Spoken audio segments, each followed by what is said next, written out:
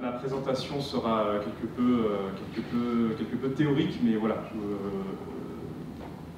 Plus de parler du fond, j'aime beaucoup parler de la manière dont on tente de décrire notre objet de recherche, en tant que juriste notamment aujourd'hui par exemple. Donc voilà, je vais prendre un angle un petit peu particulier aujourd'hui, qui est une étape dans ma démarche de recherche pour ma thèse qui est en cours, qui est très proche de la fin, donc c'est quand même quelque chose d'assez mûri, mais voilà, ce sont des propositions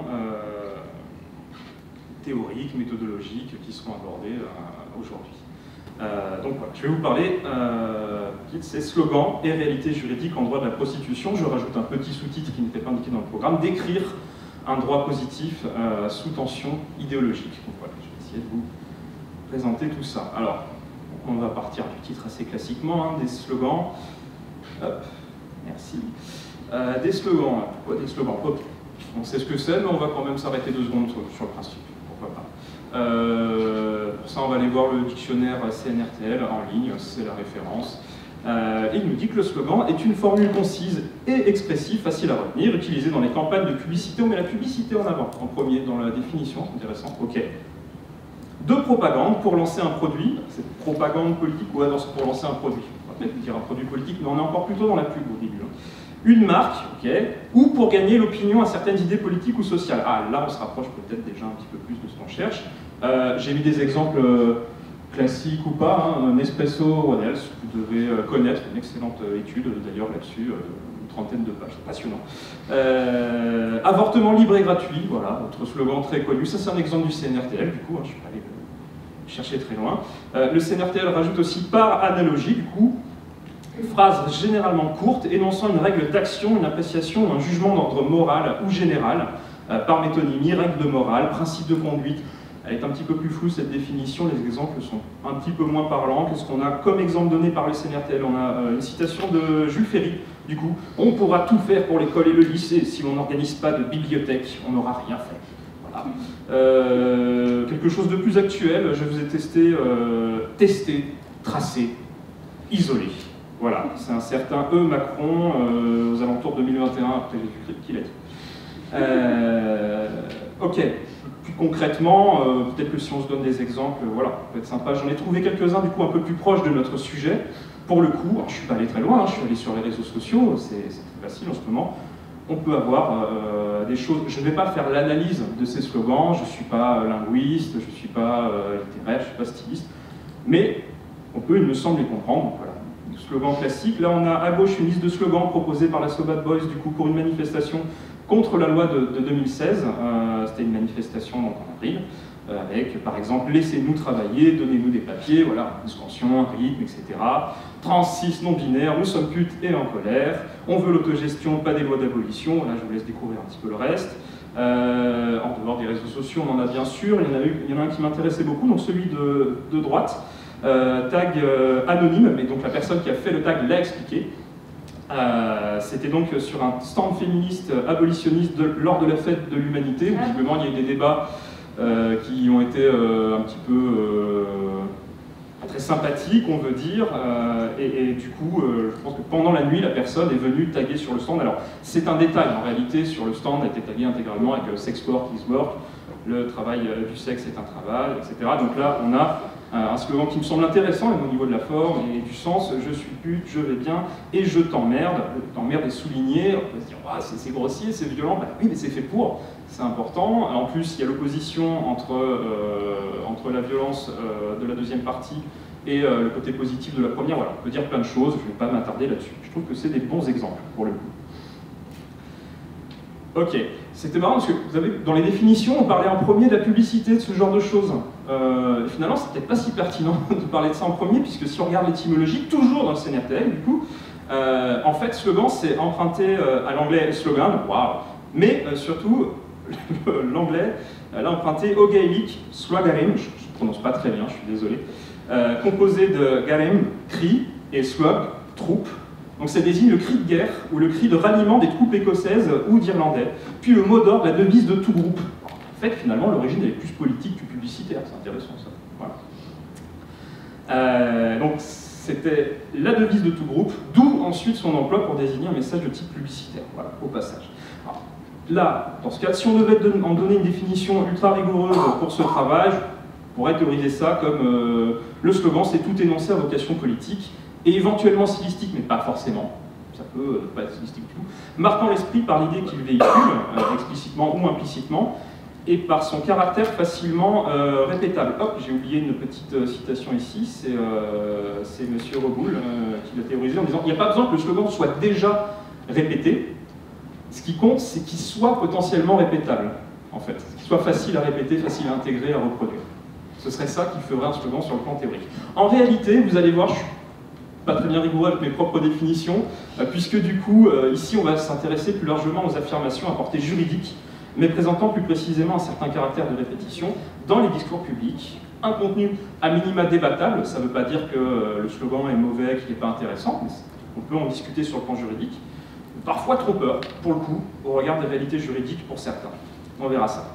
Donc, les slogans, moi j'ai rien contre. C'est pas une guerre contre les slogans que je lance, au contraire. Mais voilà, je me dis, et là pour le coup c'est peut-être plus de l'impression personnelle, il faudrait voir ça, mais dans le cadre d'une montée du populisme, de certaines tendances réactionnaires qu'on peut avoir tendance à sentir si on suit pas mal les médias en ce moment, voilà, il y a quelques petites illustrations, je ne sais pas si vous la voyez, là c'est pendant une manifestation anti-pass, alors c'est pas la manifestation anti-pass qui illustre, c'est le petit panneau qui, à côté, si vous avez suivi les médias, vous devez comprendre ce que ça peut vouloir dire. Une faiblesse des médias traditionnels, tant en audience qu'en contenu, supplantée par une diffusion de masse des idées par les réseaux sociaux. Encore une fois, ça c'est pas forcément mauvais, juste voilà, c'est un des critères qui font que, on va voir, il y a une croissance, on a une illustration encore sur le côté, le coronavirus a été inventé en laboratoire, quoique je me demande s'il n'y a pas des nouvelles où on se demande si ce ne serait pas une piste, etc. Bref, c'est pas grave, réveillez-vous, les médias nous a dit des mensonges, ok? C'est pour illustrer. Tout ça encore dans le cadre d'une croissance des demandes sociales concernant le fond du droit, les revendications, qui est un thème que j'ai déjà exploré dans une recherche antérieure, qui va intégrer la manière d'aborder mon sujet aussi, de se dire ok, on regarde toujours le droit qui est, si on regarde par exemple le droit qui est demandé, qui est revendiqué, c'est quand même une piste d'entrée aussi intéressante. Avec une petite illustration, bah, c'est tout simplement la photo qui illustrait une des images qui illustrait l'affiche du colloque, avec notamment Sex Workers, Rights are Labor Rights, les droits des travailleurs du sexe, et du sexe sont les droits du travail. C'était pendant la parade de la Belgian LGBT Parade, en 2019. Tout ça, ça fait un cadre sociétal dans lequel le slogan voit sa place élargie, sa puissance décuplée, il me semble.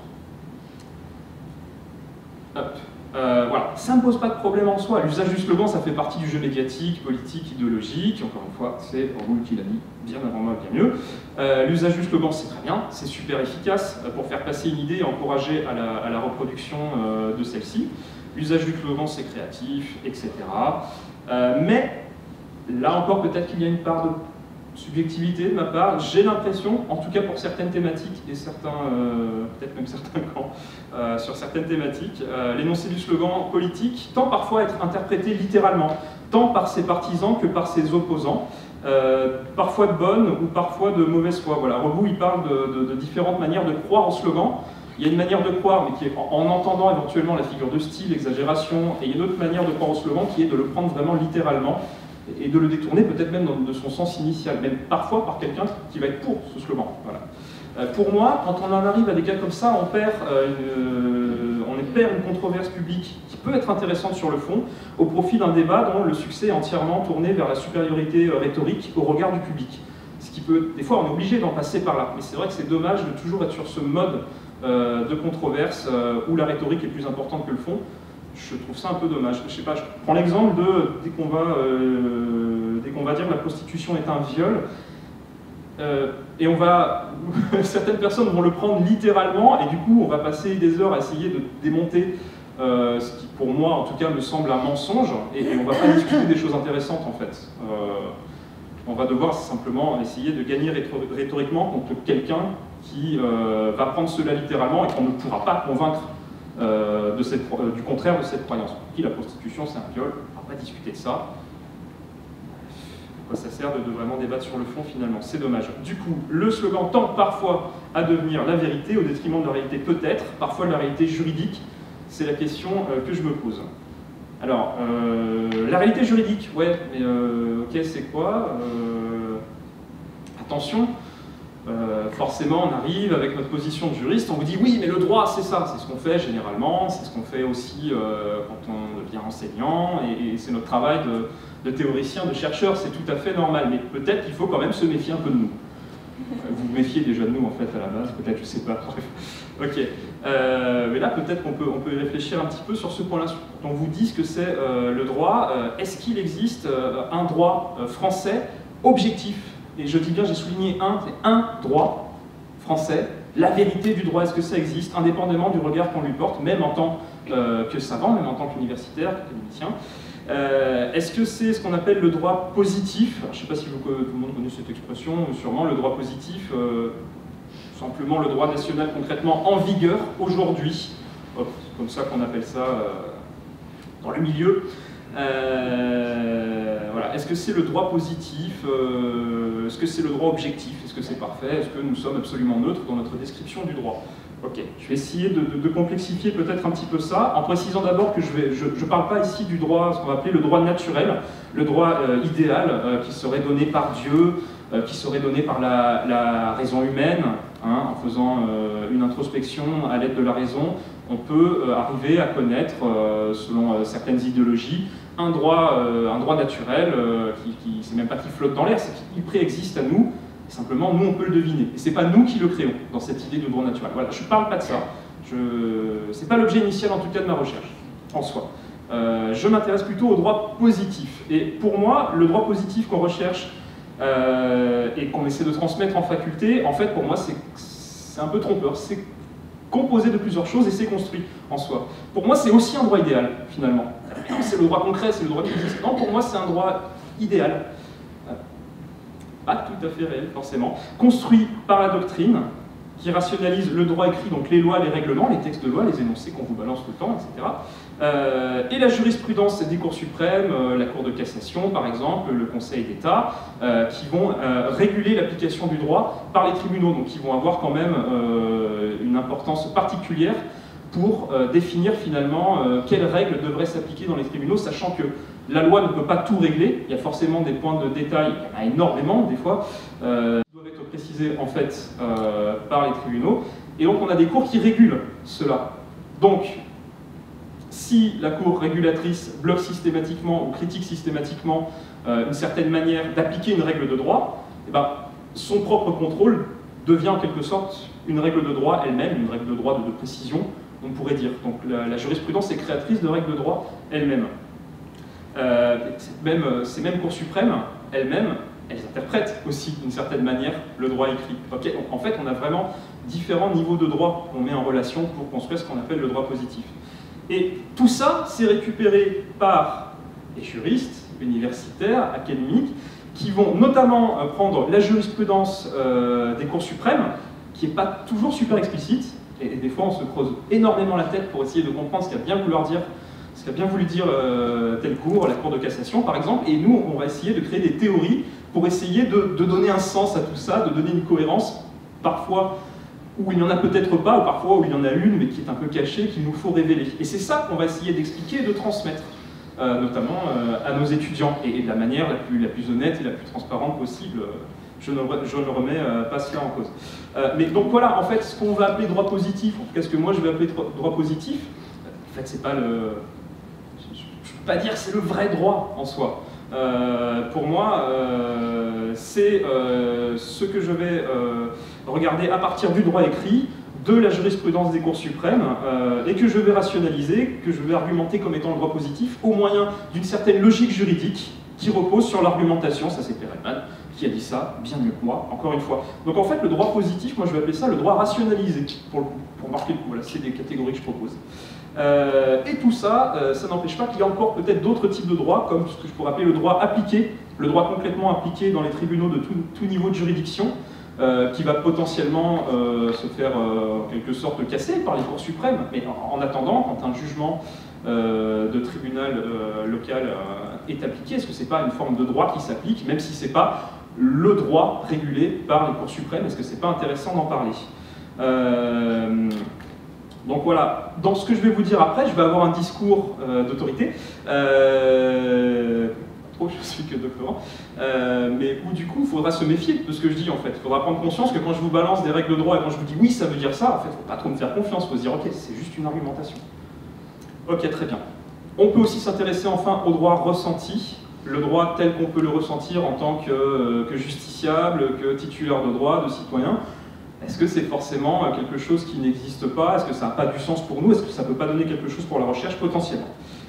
Je vais essayer d'accélérer. Je prends tout de suite un premier slogan et je vais commencer par m'attaquer en réalité à des slogans que j'aime bien, sur le plan personnel, mais qu'on peut discuter sur le plan juridique. Les droits des travailleurs du sexe sont les droits du travail. Ok, j'accélère un petit peu. Hein. Il y a travailleurs au sens commun, au sens politique et juridique. Si on va voir les définitions de travailleurs au CNRTL, il n'y a aucun problème, le travail c'est large, ça ne correspond pas uniquement au travail salarié. Sur le plan du droit positif, en revanche, ça coince peut-être un petit peu plus. Parce que du coup, le travail et le travailleur, ça concerne le droit du travail qui s'applique uniquement en présence d'une situation de travail qui suppose l'exécution d'une prestation de travail, une rémunération et surtout un lien de subordination juridique. Et c'est ça qui potentiellement ferait défaut à beaucoup d'accords de prestations sexuelles, comme je les appelle, de relations prostitutionnelles, etc. etc. Voilà. J'essaie d'accélérer un petit peu. Voilà, vous avez mis des détails sur ce que c'est la subordination juridique, l'obéissance à une autorité hiérarchique, la possibilité pour cette autorité de contrôler régulièrement le travail, d'en sanctionner les manquements, etc. etc. Et le juge, pour savoir si du coup une relation est un travail ou pas, s'il y a un employeur et un salarié, il va se fonder sur un faisceau d'indices sur ce genre de critères. Ce qui peut être un petit peu souple, effectivement, tout ça. Voilà.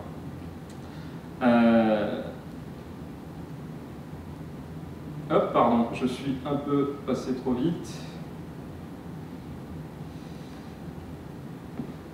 Ouais, voilà.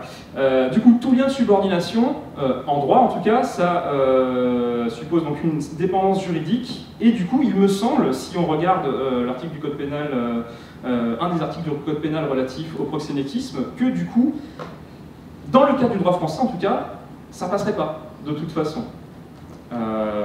Si on reste dans le cadre d'un proxénétisme largement réprimé, en tout cas. Il y aurait une infraction de proxénétisme qui serait caractérisée forcément s'il y avait bien de subordination juridique. Donc, ça ne passerait pas forcément.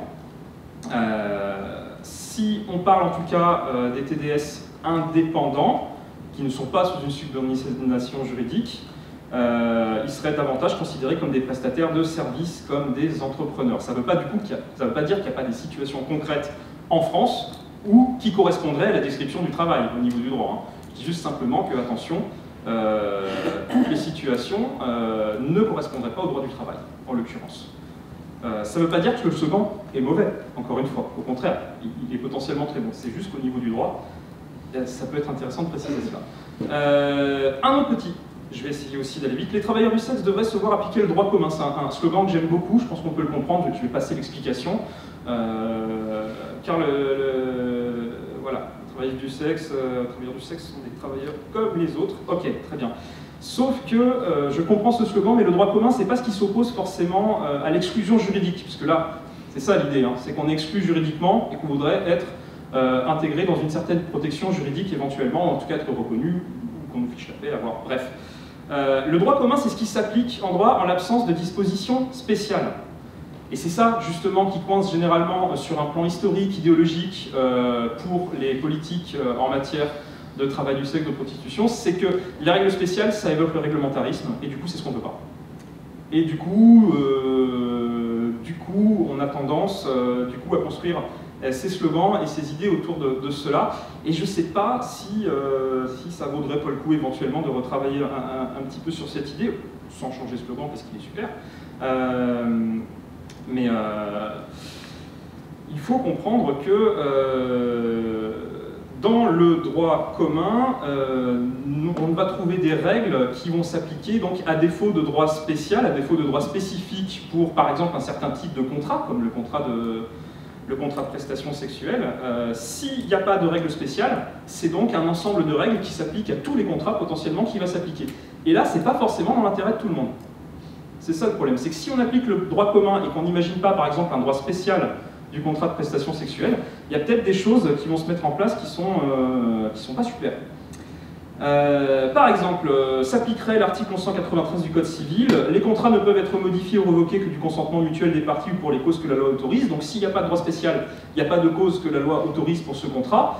Donc si pour une raison qui ne serait pas jugée suffisante et raisonnable par le droit, on veut mettre fin par exemple à la prestation en plein milieu, bah, ça risque de coincer juridiquement.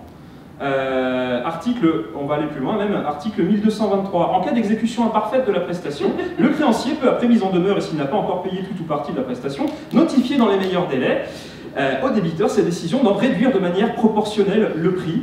L'acceptation par le débiteur de la décision de réduction du prix du créancier doit être rédigée par écrit. Si le créancier a déjà payé, à défaut d'accord entre les parties, il peut demander au juge la réduction du prix. Donc on va pouvoir aller chercher le juge pour exiger une réduction du prix. Il me semble que ça ne correspond pas exactement aux usages, en tout cas, qui ont cours pour les travailleurs du secteur. Il y a une hiérarchie du droit aussi avec le droit pénal et les infractions de viol, par exemple. Ouais, on revient là-dessus. On va peut-être réfléchir à ça aussi. Ouais. Parce qu'en réalité, le consentement dans le travail, oui, on peut en discuter, hein, mais en fait, l'infraction de viol a une valeur juridique beaucoup plus forte que le droit du commerce et le droit du consommateur. C'est l'ordre public qui est en hiérarchie des normes. C'est de l'ordre public. Mais tu vas y revenir, je pense. Mais c'est en question en tout cas. Dernier exemple, le débiteur est condamné, il y a lieu. Donc là, je parle en prospective, hein, si le contrat a été reconnu et qu'on devait lui appliquer les règles du droit commun. C'est plutôt dans ce sens-là que je parle. Le débiteur est condamné s'il y a lieu au paiement de dommages et intérêts, soit à raison de l'inexécution de l'obligation, soit à raison du retard dans l'exécution, s'il ne justifie pas que l'exécution était empêchée par la force majeure, imprévisible, irrésistible. Bref, c'est très très difficile de qualifier la force majeure. Il ne faut pas qu'il y ait une météorite qui s'effondre sur votre maison, j'en sais rien. Ça n'arrivera pas comme ça facilement, et du coup, il faudrait rendre éventuellement le prix de la prestation si elle est mal exécutée, si elle s'arrête en plein milieu, voire payer des dommages d'intérêt supplémentaires, éventuellement, etc., etc. Donc, ça peut éventuellement coincer. Je passerai vite sur la prostitution, c'est vendre son corps, parce que c'est un classique, tout le monde sait très bien, a priori que, en tout cas, en droit positif, ça passe pas du tout comme argument, ce serait plutôt considéré comme une prestation de service, pour le coup. Donc là, je suis passé à des slogans, là il y avait des slogans que j'aimais bien, avec lesquels j'étais d'accord. On passe à des slogans avec lesquels je vais être quand même un petit peu plus critique, François, vraiment critique cette fois. La prostitution, c'est vendre son corps, ça passe pas. C'est une prestation de service, la vente du corps, voilà, on nous l'a dit hier, quand on vous dit que vous vendez votre corps, les TDS, voilà, je crois qu'il y avait un super exemple de réaction qui était de dire, non mais en fait je suis toujours là, donc ma propriété n'a pas été transférée a priori, ou alors je ne devrais pas être là, enfin bref, voilà. Il y a des bons arguments pour répondre à cela. Alors celui-là, on pourra en discuter. Il m'a intéressé cet argument parce que il a servi de justification à la loi de 2016 dans le détail des rapports préliminaires au vote à l'Assemblée nationale, etc. La prostitution porte systématiquement atteinte au principe d'égalité entre les sexes. On avait, pour justifier notamment la pénalisation du client et ce genre de choses, la prostitution est un phénomène sexuel qui contrevient au principe d'égalité entre les hommes et les femmes. En effet, si 85% des personnes prostituées en France sont des femmes, 99% des clients sont des hommes. Voilà, c'était un rapport de Maud Olivier qui était rapporteur pour la commission de l'Assemblée. C'est faux. Alors moi c'est juste au niveau logique là que ça me pose un problème, après on peut discuter du fond. Au niveau logique, en quoi la prévalence d'un rapport sexuel dans une activité porte-t-elle en elle-même atteinte à l'égalité entre les sexes? Il me semble qu'il manque un bout logique, un bout d'argument en fait pour comprendre ça, sinon j'ai du mal à comprendre. Est-ce qu'il faudrait... Alors, on n'est pas dans de l'institution publique, dans de la représentation politique institutionnalisée, où on va peut-être essayer de mettre des règles de représentation juste équilibrées. On est dans de la relation privée, dans de l'échange privé économique. Du coup, je me dis, sinon, si on applique ce principe, toute activité privée, il faudrait la réguler dans ce sens-là. Donc, est-ce qu'il faut imposer des quotas de genre dans les clientèles des merceries en disant non, madame, désolé, vous ne pouvez pas rentrer, il y a déjà trop de clients féminins dans la salle, il faudra revenir dans 3 jours. Ou est-ce qu'il faut interdire certains hommes d'aller à la pêche en disant non, là, la rivière, elle est déjà blindée de... Voilà, on va essayer de diversifier. Ça fait pas sens pour moi. Pour que ça fasse sens, il manque éventuellement un argument qui, en fait, serait implicite. Mon hypothèse, c'est que... Voilà, je n'ai pas le temps de le détailler, mais ça peut se comprendre avec le contexte dans le reste du rapport, que du coup, ce qui est implicite, ce serait que tous les rapports prostitutionnels sont violents, tous, absolument. Absolument tous. Il y a de la violence, tout le monde se fait taper en permanence.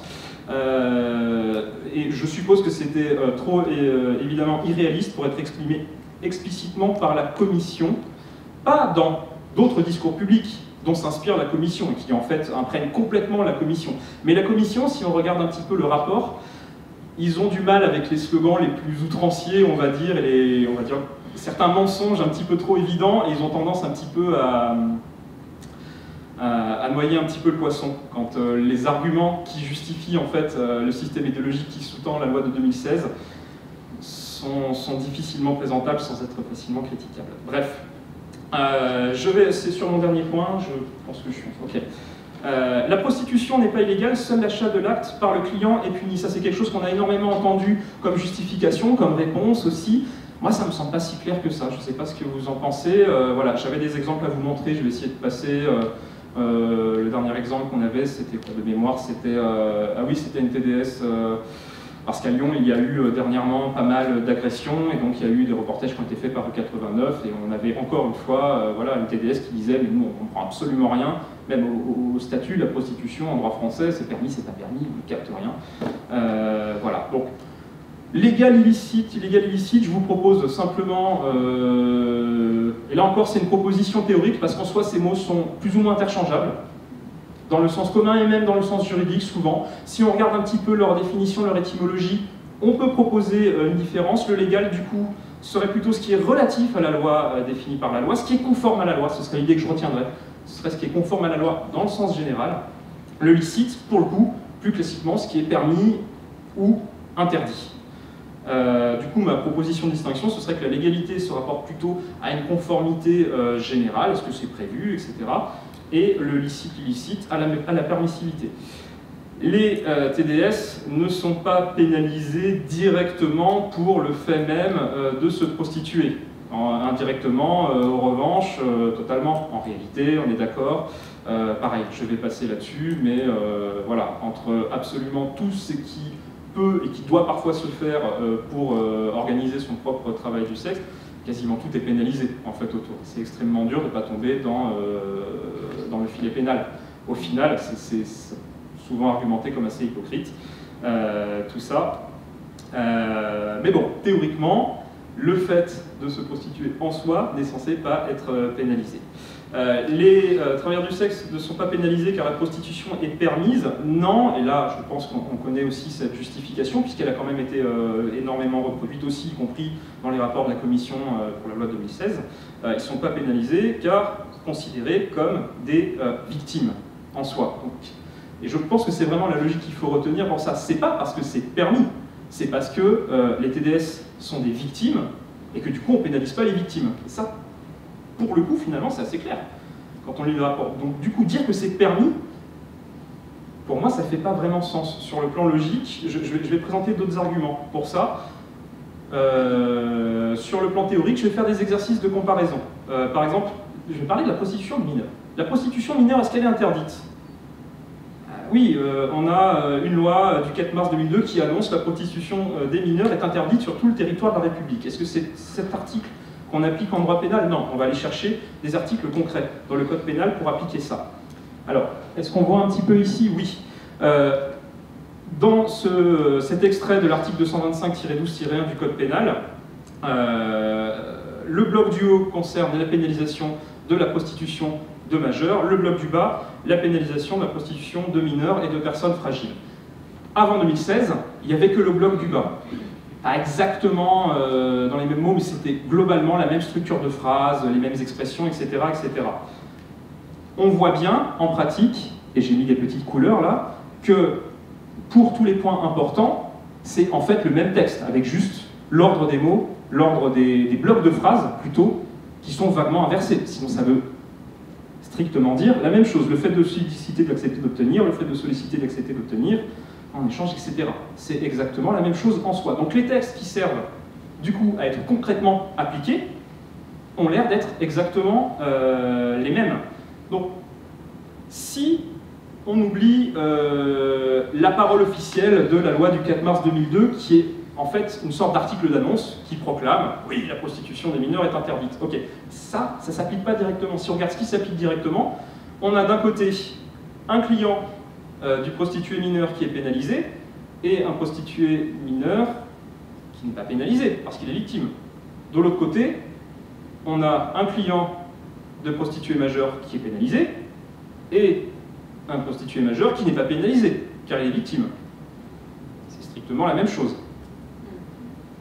Pour moi, c'est exactement la même chose. Or, on me dit, eh oui, la prostitution mineure, c'est interdit. J'ai envie de dire, on peut en tout cas défendre l'argument technique selon lequel, avec ces arguments-là, la prostitution en soi est interdite aussi. On peut le dire, peut-être qu'il faut arrêter de dire que c'est permis ou ce genre de choses, en tout cas quand on essaie de défendre la loi de 2016, sûrement. Alors on pourrait se demander si le fait qu'il y ait des mesures d'assistance éducative pour les mineurs, ça peut être un critère de distinction en disant oui, mais quand même pour les mineurs il y a d'autres choses qui se mettent en place. Voilà, pareil, je vais passer rapidement là-dessus. Pour moi, c'est pas le fait que ce soit interdit qui justifie ces mesures d'assistance éducative, c'est le fait que du coup, on considère juridiquement que le mineur est en danger et qu'il va falloir le protéger, ce qui pourrait aussi s'appliquer du coup à des personnes majeures fragiles. Donc ça change rien à mon histoire. Théoriquement, les mêmes choses peuvent s'appliquer. Donc pour moi, ce qui est pareil, c'est la même chose et a priori, c'est interdit simplement. C'est des victimes, du coup, on ne les pénalise pas. Donc pour moi, la prostitution... Hop, voilà. La prostitution. Ah, avant de dire ça, voilà, petite chose, encore un dernier argument pour argumenter sur ce point. En cas de flagrant délit, voilà, quand on va faire de la chasse aux clients pour essayer de faire un petit peu de com politique, pour dire regardez, on applique quand même un petit peu la loi et tout ça. Est-ce que du coup, les policiers, ils laissent du coup les TDS finir la presta avant qui serait parfaitement licite selon le gouvernement, avant d'interpeller le client? Ils attendent tranquillement. Il ne me semble pas, d'après les rapports qu'on a, pas absolument du tout. Donc quelque chose qui est parfaitement licite, mais qui en fait ne pourrait absolument pas être mené à terme si l'autorité se pointe. Ça me semble difficile aussi d'argumenter de la légalité de la chose en soi, de sa permissibilité, etc. Donc voilà, c'est pour ça que j'ai utilisé cette distinction entre illégal et illicite. Pour moi, ça peut être pertinent. Sur le plan technique, on pourrait, c'est une proposition, encore une fois, c'est à débattre, la pratique de la prostitution pourrait être décrite comme illégale, c'est-à-dire pas conforme à la loi qui la condamne globalement, en soi, mais licite dans le sens où elle n'est pas strictement interdite, puisque les TDS sont victimes. Voilà. Ok, j'en viens à mes conclusions, du coup, après tous ces petits exemples. Pour moi, les fondements intellectuels qui sous-tendent la loi de 2016 et sa légitimation gouvernementale, ils sont marqués par de nombreuses affirmations qui s'apparentent à des slogans pris au pied de la lettre, crue, comme je le disais tout à l'heure, c'est les théories de Raoult. Le droit de la prostitution est un droit non seulement sous tension au pluriel, puisque du coup on a des gros débats médiatiques, etc. Et ça, c'est pas un souci en soi, c'est pas forcément mal, mais plus radicalement, pour moi, il est sous influence idéologique, cette fois au singulier. Il n'est pas sous influence idéologique de tous les camps idéologiques qui s'affrontent autour de cette question. Il est sous influence idéologique d'un camp en particulier, du coup dans le sens vraiment péjoratif du terme. Ok, ça peut paraître évident, mais il faut toujours le rappeler. Pour la recherche en droit, au niveau méthodologique, dans ce cadre, pour moi, on gagnerait à retravailler les divisions théoriques fondamentales du droit, par exemple en se basant sur les différents niveaux de discours juridique. C'est ce dont je parlais tout à l'heure, le fait qu'il n'y a pas forcément le droit positif, mais un droit écrit, un droit contrôlé, un droit appliqué, etc., etc. Il me semble que ça permet de comprendre ce genre de choses plus facilement et d'être un petit peu plus fin. Sur le plan de la démarche de recherche elle-même, dans le cadre d'un droit sous tension idéologique, une détermination par argumentation la plus transparente possible du droit raisonné, le droit positif, basé donc sur les droits écrits contrôlés, je ne vous refais pas le schéma. Pour moi, ça devrait initier la démonstration, avant tout exposé prescriptif. Voilà, je prends un contre-exemple, par exemple, une thèse qui a donné lieu à un ouvrage, La prostitution, analyse juridique et choix de politique criminelle, de Lucie Louvrard, qui me semble être un contre-exemple d'une thèse qui part du postulat en fait que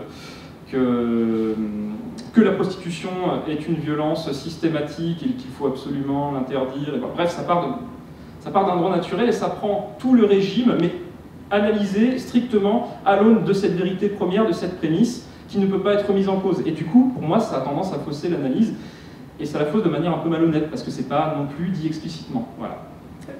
Donc c'est un peu en contre que j'essaie de construire ma propre démarche de recherche.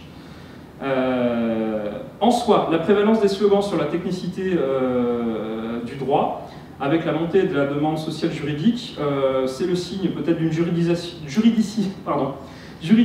accrue. Le politique se construit toujours plus avec le droit comme référence absolue, là où la place du droit était auparavant reléguée à la défense de la classe dominante dans certaines théories, surtout à l'extrême gauche. C'est quelque chose que j'ai l'impression de constater. On pourra en discuter aussi plus tard. Bref. Et j'en reviens au droit ressenti, à travers des slogans ou pas, mais le droit tel qu'il est exprimé par les gens qui le subissent, en l'occurrence peut-être, pour moi ça gagne à être pris en compte par le juriste-chercheur, tant comme révélateur d'un problème qu'inspiration de pistes d'amélioration. Je le disais, je m'intéresse en soi aux revendications et à voir comment les intégrer de manière certes la plus objective possible, mais quand même active, dans une démarche de recherche. Voilà. Et je vous remercie.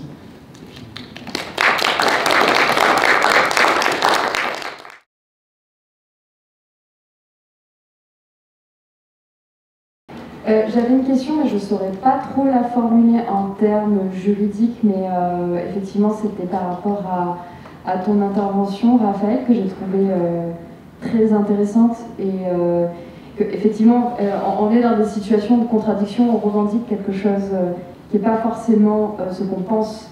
Enfin, comment dire, il y a une production, tu as fait une sorte de sociologie de la norme, j'ai l'impression. Et que du coup, ce qu'on revendique comme slogan n'est pas forcément ce qu'on veut dans la réalité. Voilà. C'est ce que j'ai cru comprendre. Pas au sens littéral, mais on comprend... C'est le problème du logos juridique. Qui... Voilà, mais du coup, est-ce qu'il existerait un slogan juridiquement juste pour que, en fait, nous... Enfin, comment dire, pas juridiquement juste, mais qui serait... par rapport à l'ensemble des normes, à la production de cette norme-là, qui serait pertinent par rapport à ce qu'on veut, et comment tu le formulerais? Parce que tu parlais de régimes spécifiques, est-ce qu'il faut spécifier les régimes autour du travail sexuel? Du coup, nous, on doit revendiquer quoi sur nos slogans, tu vois? Enfin, ce qui est déjà revendiqué, la plupart des slogans sont oui, pas pertinents. Mais ma question, elle est formelle, vraiment, dans le sens, au sens juridique, ce serait quoi un bon slogan juridique? Enfin, au sens de la production de normes, juste. C'est pas vraiment une question juridique, c'est pour ça que j'aurais pas mal à te répondre. Et disons, si vous me permettez, un slogan pertinent, parce que le concept du juste, depuis Aristote en droit, on en discute beaucoup, et je ne vois pas trop ce que voilà, ça peut représenter. Non, mais enfin, vous avez compris. Oui, oui, bien sûr, évidemment. C'est juste que je n'ai pas les bons mots. Mais... Non, mais évidemment, mais vous voyez à quel point, quand on veut faire du droit, voilà, avec des concepts qui passent par le logos, voilà, on peut être très ambivalent. Absolument. Je sais pas, peut-être en réfléchissant sur un exemple précis, par exemple, un de ceux qui étaient utilisés au cours. Après, ça va faire un truc nul, quoi. Ce sera pas intéressant. C'est pas grave, c'est juste pour... c'est inspirant aussi. C'est vraiment formel et juste intellectuel aussi. Ouais, ok, c'est juste pour l'exercice de style juridique, ok. Oui.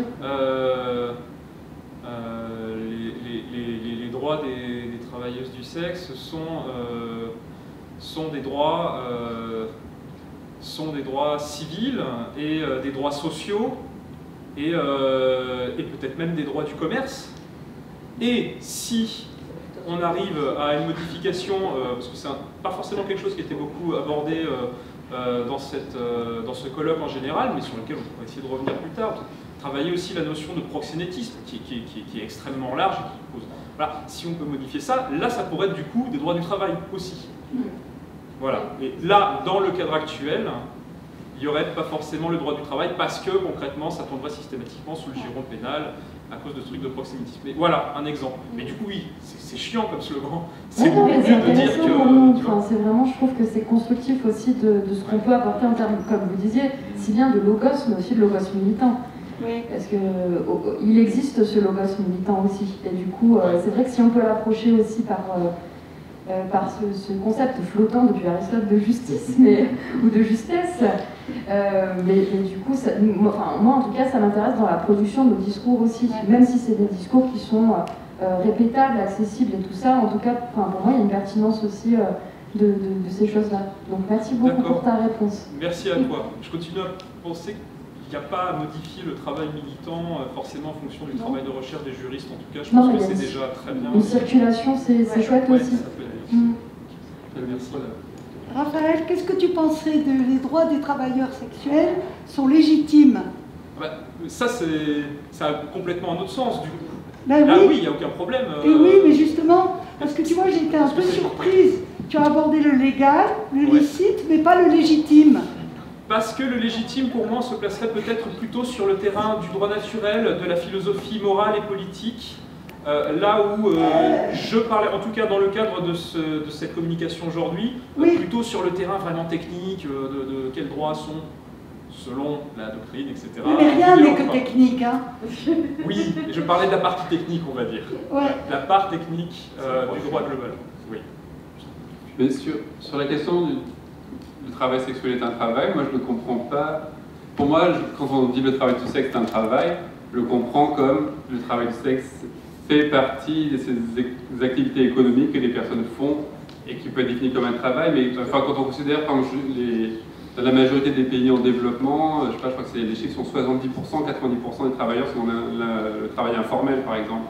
Et enfin, il y a cette idée, je pense, dans les pays développés ou riches, que tout travail est forcément un travail avec contrat, avec salaire, avec des droits et des droits associés à ça. Alors que dans certains pays, la majorité des travailleurs travaillent de manière informelle. Et puis je pense que cette disparition de la reconnaissance des travailleurs informels en Europe, c'est aussi quelque chose qui est aussi lié à des questions de classe, etc., mais qui est aussi problématique. Par exemple, moi je voudrais que toutes les travailleuses, y compris les travailleuses migrantes et sans papier, soient reconnues comme travailleuses. Et c'est certain que s'il fallait commencer à avoir des contrats, par exemple, ça pose aussi des questions par rapport à ça. C'est des questions qu'on a avec le réseau des sans-papiers. Mais en fait, vous voulez quoi pour les travailleuses sans-papiers? Nous, on veut régularisation et reconnaissance du travail, mais ça ne veut pas forcément dire, du coup, appliquer le droit des travailleurs sans cela. Oui, là c'était vraiment le slogan, il est bien, et pour moi le travail du sexe est un travail, parce que quand on dit travail, c'est pas forcément que au sens juridique, et du coup j'ai pas eu le temps de montrer les définitions du mot travail, mais en soi, non, il n'y a aucun problème avec le sens. Là c'était juste un petit jeu en disant, ok, si on va regarder dans le cadre du droit français, travail pour le coup a un sens extrêmement restreint qui ne correspond pas au sens commun qu'on utilise tous, et qui est le pire, d'ailleurs. Mais oui, complètement. Après, sur le fond, je te rejoins aussi sur tout ce que tu viens de dire, évidemment. Mais on voit bien qu'il y a là, par rapport au concept même du droit social, du travail, du droit même commercial, une espèce de, comment pourrait-on dire, d'antagonisme avec, et c'est ce qui revient tout le temps à l'esprit, avec la législation pénale, avec la législation répressive, qui vient en quelque sorte, on le disait tout à l'heure, se surrajouter donc à ces considérations qui sont purement commercialistes, travaillistes.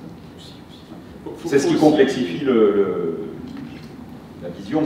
Oui, et là j'ai en plus extrêmement simplifié, mais en soi il y a des cas limites, il y a des choses absolument pas claires. Enfin, vous connaissez tous Uber ou Take It Easy ou ce genre de choses, où il y a actuellement concrètement des mesures législatives qui sont prises dans certains pays ou des procès qui sont faits pour essayer de faire reconnaître un statut de travailleur à des gens qui sont censés n'avoir que des contrats de prestation de services en tant qu'indépendants. Voilà, c'est une thématique commune. Donc voilà, moi ce que je présentais c'était une version très simpliste en tout cas, et il est évident que la question au fond à travailler est beaucoup plus complexe en soi.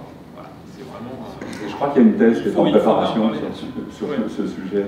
C'est un sujet important aussi parce que, voilà, je pense que vous avez compris, tout le monde comprend les enjeux. Si le droit du travail ne s'applique pas à une relation qui en fait est une relation de travail maquillée, du coup, toutes les protections sont perdues et voilà. Excusez-moi. Je ne sais pas si je vais réussir à m'exprimer de façon claire, c'est pas toujours évident. Moi, je me posais une question, peut-être que vous l'avez déjà abordée hier, mais je n'étais pas là en termes de preuves, en fait. je me posais la question par rapport à ce que vous avez dit sur tout ce qui est les droits, etc. Mais est-ce qu'à un moment, on va avoir quelque chose qui va être difficile à prouver, notamment, enfin, surtout pour des prestations à caractère sexuel, notamment comment, enfin, je sais pas s'il y a des travaux là-dessus, comment prouver que, par exemple, une travailleuse du sexe, comment va-t-elle prouver qu'on n'est pas dans le viol, ce genre de choses, même avec le débordement à caractère pénal, vu qu'on est, enfin, vraiment la question de la preuve de manière très générale, vu qu'on est, je pense, dans des relations très fermées, que la question se pose déjà lorsqu'il y a infraction, finalement, en dehors du travail du sexe, la preuve est difficile à rapporter, mais peut-être que là, encore plus, et je ne sais pas s'il y a des suggestions qui sont faites, un système de preuve qui serait mis en place pour ces questions-là. Je ne sais pas si je suis claire, mais il y a quelque chose qui me taraude sur le terrain de la preuve. De manière générale, comme dans d'autres domaines du droit, mais là encore plus, effectivement, la question de la preuve, elle est extrêmement complexe. Est-ce qu'il y a des choses à imaginer dans ce sens-là? C'est pas un aspect du tout que j'ai exploré en soi, et j'ai pas d'idée comme ça. Je pense que de toute manière, ça rejoint, vous le dites, la question générale de la preuve en droit pénal pour le viol, les agressions sexuelles ou ce genre de choses. Et ça repose forcément sur des faisceaux d'indices, mais aussi sur des manières de penser, sur des habitudes, sur ce genre de choses, et ça peut être à la fois complètement biaisé, mais en même temps ça peut être travaillé. Il me semble que du coup on commence à avoir dans les milieux policiers et judiciaires des tentatives de travail pour essayer d'améliorer ce genre de choses. Après, est-ce qu'il y a une solution miracle pour la preuve? Juridique, j'en doute, et pratique, j'en doute encore plus. Et voilà. Donc ça reste très aussi soumis, encore une fois, à des histoires de représentation et de, quand même, voilà. On sait qu'on va se baser aussi sur des choses parfois absolument pas pertinentes, comme dans les histoires de viol. Est-ce que vous aviez mis une jupe, ou enfin ce genre d'horreur qu'on peut entendre? C'était plus en fait, est-ce que ça ne peut pas constituer une difficulté supplémentaire, mais Si, et la question de la preuve, elle est toujours conditionnée, bien sûr, à ce concept complètement ambivalent en droit de consentement. c'est comme ça. Thierry, oui, enfin, parce que du coup, ça me... Bon, moi, j'ai une solution très simple à votre question. C'est qu'il suffit de croire la parole des personnes concernées. C'est-à-dire, quand une travailleuse du sexe dit « je n'ai pas été violée », ça veut dire qu'elle n'a pas été violée. Et quand une personne dit « j'ai été violée », ça veut dire qu'elle a été violée. Et pour moi, déjà, ça, même si ce n'est pas exactement la vraie vérité, parce que les gens peuvent mentir, mais je pense que déjà, à partir du postulat que les travailleurs du sexe ne mentent pas, comme c'est le cas aujourd'hui, eh bien déjà, je pense qu'on serait beaucoup plus dans la vérité. Et je pense qu'on aurait clairement une solution. Parce qu'en fait, le problème, c'est que le système d'aujourd'hui, c'est qu'on part du postulat que les travailleurs du sexe ne disent jamais la vérité. Souvent parce que, en plus, elles ne peuvent pas produire de vérité, du fait de leur statut même de travailleuse du sexe. Donc moi, je pense qu'il faut aller du postulat complètement inverse. Et en fait, dans ta présentation, tu le dis aussi, le droit est très, conditionné par l'idéologie aussi. On fait comme si le droit était neutre, comme s'il y avait une vérité plus vraie dans le droit, parce qu'effectivement il faut des preuves, parce que c'est pas qu'un débat militant, etc. Mais en réalité, le droit, quand on voit comment les lois sont votées, et que là, on s'en fout des preuves, on s'en fout de ce que les personnes concernées pensent, c'est des gens qui disent « Ah, il faut une norme sociale pour la société, le consentement, ben non, vous n'avez pas de consentement. » Donc on voit bien qu'après, tout le système judiciaire et policier, etc., et June, dans son exposé, on le voit très très bien, en fait, le droit est tout à fait capable de produire quelque chose qui est complètement fictif, fictionnel, qui est une fiction politique, tout autant que la politique classique. En fait, ça fait partie du système. Donc, pour moi, la solution, c'est, qui ne sera pas une solution exacte et parfaite, mais déjà, je pense qu'on ferait déjà beaucoup mieux si on pouvait déjà être reconnus comme des acteurs, et après peut-être sur le slogan, tu dis par exemple, mon slogan qui m'a marqué, c'est « la prostitution est légale ou pas », c'est parce que, et c'est vrai que ça montre une vraie incohérence dans les discours abolitionnistes, c'est que, en fait, du point de vue du droit, on est toujours du point de vue des personnes qui l'exercent. Donc, y compris quand on est censé être victime, finalement on est toujours les personnes qui sont visées. Donc on va dire, ah bah c'est légal parce qu'on n'est plus pénalisé, sauf qu'effectivement il y a une incohérence, parce qu'en réalité la pratique est complètement entravée, mais pas seulement d'un point de vue du travail, du point de vue aussi de ce qu'on est, puisque c'est pas que la pénalisation des clients, c'est par exemple les lois sur le proxénétisme. Donc ma vie privée familiale, mon droit au logement, la mobilité, enfin plein de choses sont pénalisées en fait.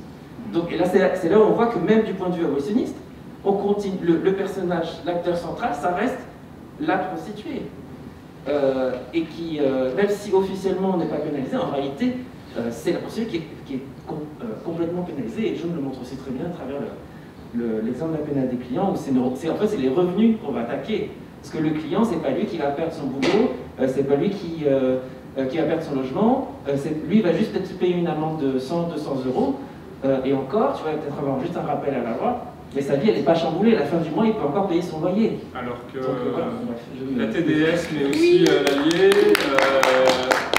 les compagnons de vie aussi, c'est quelque chose dont on n'a pas beaucoup parlé aujourd'hui, mais le concubinage, le mariage, ça peut devenir vite compliqué en droit français, parce qu'il y a des histoires de revenus qui font que, voilà, sans aller trop vite là-dessus, si on ne peut pas justifier de son propre train de vie au centime près, etc., on est censé donc profiter des revenus de son compagnon, de sa compagne, et donc on est proxénète aussi, et donc on est condamné, et il y a des condamnations dans ce sens-là. Enfin, voilà, c'est une des thématiques, tout à fait. Et juste pour rebondir sur ce que tu disais sur le fait d'écouter, commencer simplement par écouter et croire la parole, je pense que c'est un peu une solution, c'est un peu un pansement, un petit pansement, je ne sais pas si ça vaut le coup ou pas, si ça peut être des pistes, alors pas directement dans les affaires judiciaires, mais en tout cas dans les administrations. Il y a des exemples intéressants, je trouve, notamment en Belgique, du coup, où il y a une part de l'administration migratoire, du coup, qui a fait OK, la manière dont sont traités les migrants par notre administration, elle n'est pas adéquate, notamment pour les femmes, pour les transgenres, voilà, pour plein de profils, et aussi pour les TDS, et du coup, un pansement, mais c'est pas inintéressant, a été créée une sous-administration spéciale, du coup, qui va recevoir et traiter les dossiers de ces personnes-là avec des gens beaucoup plus formés tout simplement à l'écoute et à croire les gens quand ils parlent, etc., etc. Ça reste un truc spécial, ça peut être critiquable, mais voilà, je sais pas peut-être. Non, mais je pense que le problème, c'est effectivement il y a beaucoup de violences et de violences sexuelles dans le travail du sexe, en particulier parce que les personnes sont plus à risque.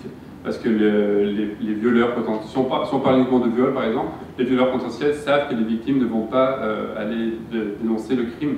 La plupart sont soit migrantes sans papier, soit personnes trans, soit usagères de drogue, soit racisées, etc. Donc c'est déjà que le viol est effectivement très peu reporté dans la population générale. Quand il est reporté, il aboutit à très peu de convictions, etc. En particulier parce que, personnellement, je pense que ce n'est pas la police qui devrait dealer avec cette affaire-là. Mais pour les travailleurs du sexe, je pense que c'est comme Thierry disait, c'est assez simple en fait. On sait que des obstacles pour les travailleurs du sexe pour dénoncer les criminels et les violeurs, c'est la pénalisation. Et c'est les politiques migratoires, comme on disait. Donc en fait, il y a quand même des facteurs structurels qui empêchent les travailleurs du sexe à dénoncer les viols quand elles sont victimes de viols. Je pense qu'à partir de ça, on commençait par dire, voilà, en disant les facteurs structurels principaux sont la pénalisation, la stigmatisation, il faut travailler sur ces questions-là en particulier. C'est pour ça que cette question, pour nous, au niveau européen, la question du droit des victimes, est vraiment en fait intéressante parce qu'elle est beaucoup moins idéologisée que la question de la traite, et elle est un peu entre les deux en fait. Et c'est vraiment, concrètement, on a cette directive au niveau européen que toutes les victimes, y compris les migrantes et les LGBT, qui sont spécifiquement nommées, mais pas uniquement, devraient avoir accès à la victime. Il y a toute une série de directives avec, voilà, il devrait y avoir des interprètes dans les commissariats, il devrait y avoir des offres de soutien, etc. Et après, quand on demande de travailler du sexe, et en fait, concrètement, qu'est-ce qui se passe? Non, on y va, la police se moque de nous, la police a des insulteurs, en France, hein, la police a des insulteurs racistes, transphobes, la police, il n'y a pas d'accès aux aides pour les victimes de toute façon. Donc il y a tellement d'obstacles qui empêchent.